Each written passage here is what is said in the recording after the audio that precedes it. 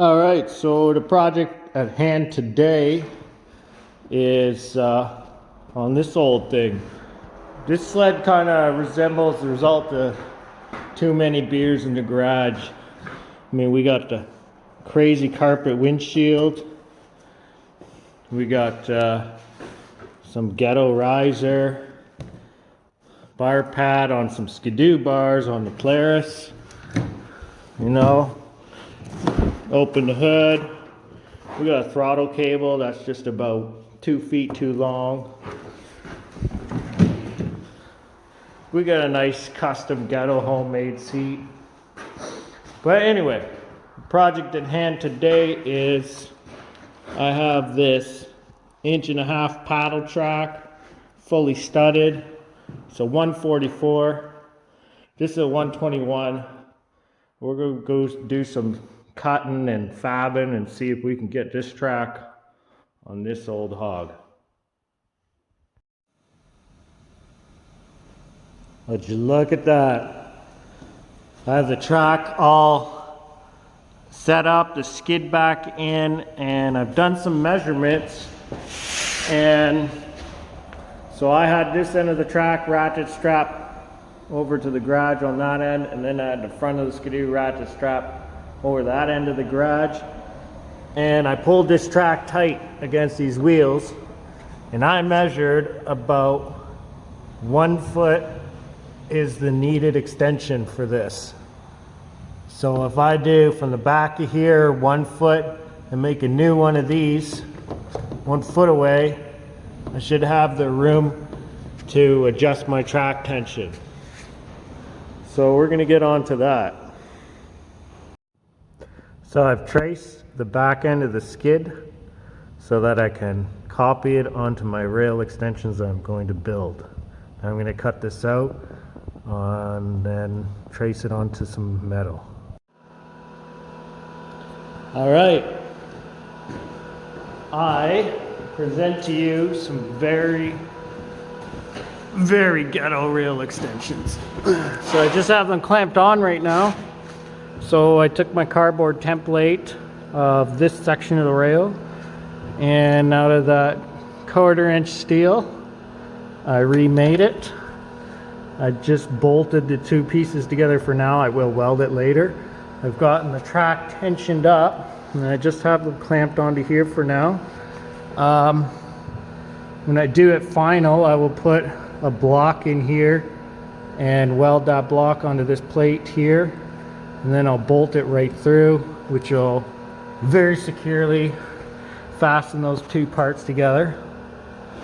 Some of the issues I'm having that I'm noticing right off the bat is this 1/2 inch track with 1 3/4 inch studs is rubbing right there on the tunnel.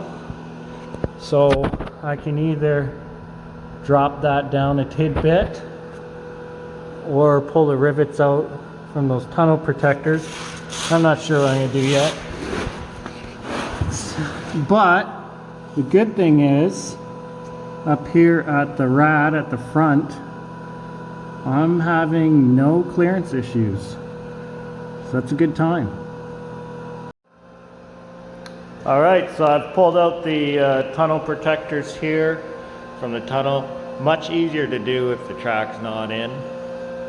I just grinded at the rivets from the bottom and ripped them out. So now we can put this, we'll service this skid, and then we'll put it back in and put our rail extensions on.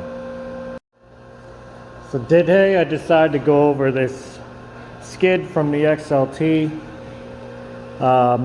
Just checking everything over, making sure nothing's seized up. I mean, she's pretty worn out, as you can see here, right through the plastic. But this shock that goes here, it didn't have much get up and go anymore. This rear one still seems pretty stiff. I think it's good, but here we are over here, and I've just popped the bottom off of it. It didn't really have too much pressure in it, and I've drained the oil, which is that nice gray milky stuff. All right, so I have the bleeder screw out of whatever you want to call this, and I didn't have any shock oil around, and then I glanced down and saw my hydraulic fluid and figured, well, if it works in a cylinder, why not work in this shock? So I filled it up, and now I'm just going to compress the shock in and out very slowly to get rid of all those air bubbles. All right, there she is. Look at these rail extensions, completely made of garbage. Put some trim clad lipstick on them. They're looking pretty good. Tracks all on. Did have to remove the tunnel guards because of those extra long studs. And then they were still slightly scratched on the top of the tunnel. So I just readjusted the length of the stud because I wasn't spending all day pulling them out. The shock is back in. Hydraulic fluid in it for now. They're supposed to be filled with nitrogen. It's more like a Fox float now. But it's good enough, ready to go for the Christmas season.